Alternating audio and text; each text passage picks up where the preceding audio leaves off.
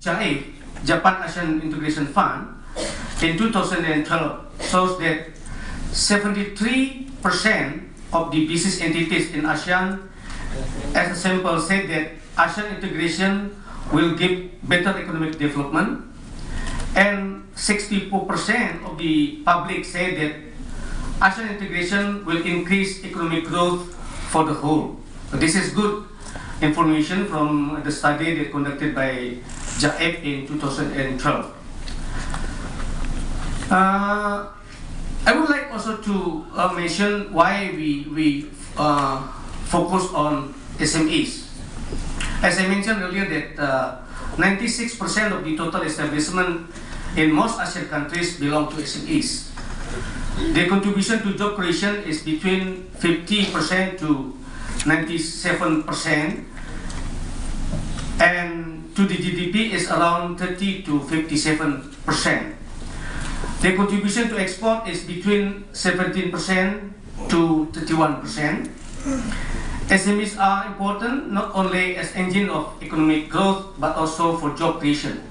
In the case of Indonesia, we already feel that without SMEs, we cannot imagine that during our country hit by crisis in 1997, 1998, at the time, most of big companies, almost 2,000 enterprises at the time collapsed.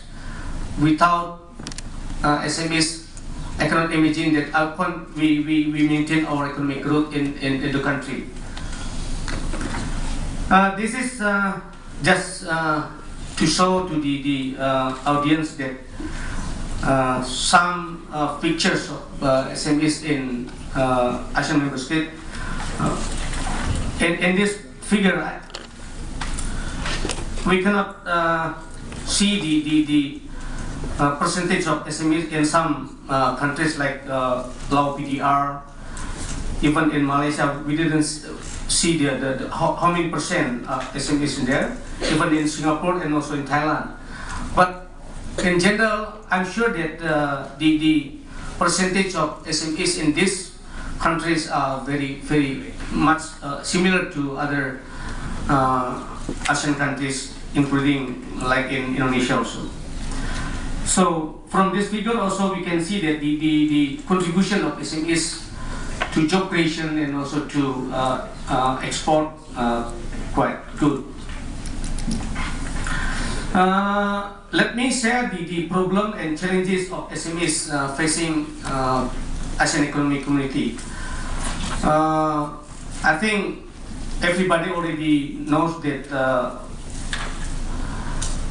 strong market competition will be free flow of goods and services, and then less entrepreneurial spirit of most SMEs. As I mentioned earlier, that in the case of Indonesia, the ratio of entrepreneurship is still 1.6%. So the government of Indonesia is very keen to have the ratio of entrepreneurship is around 2% by the end of 2014.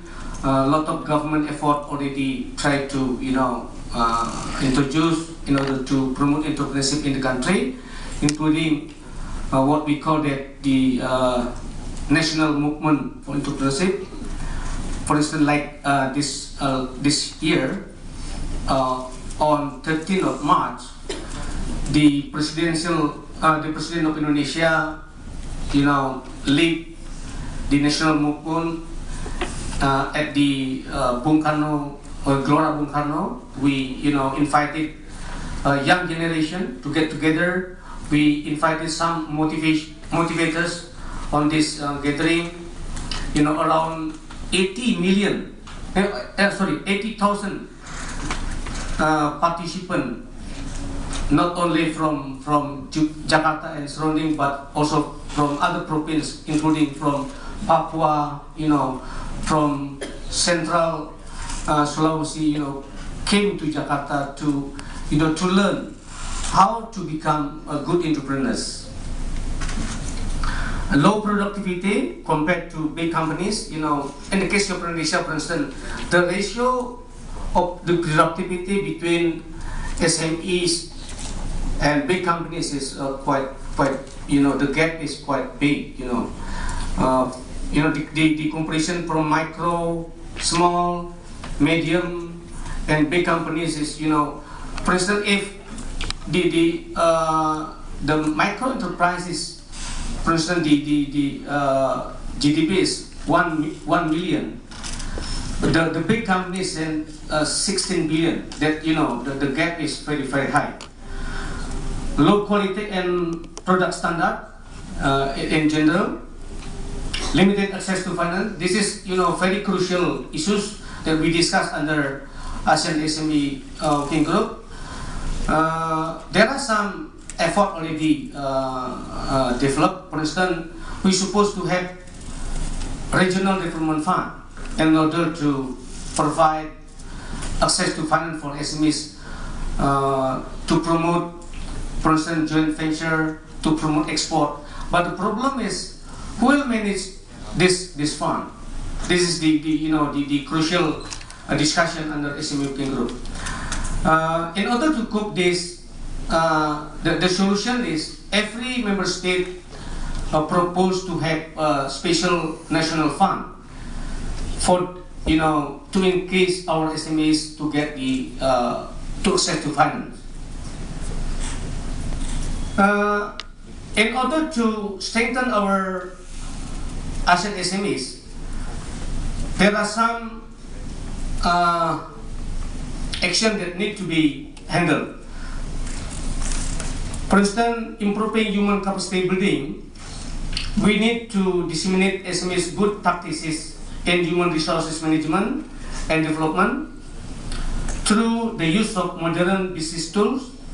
I think this already also developed with the support from Malaysia. We have special toolkit.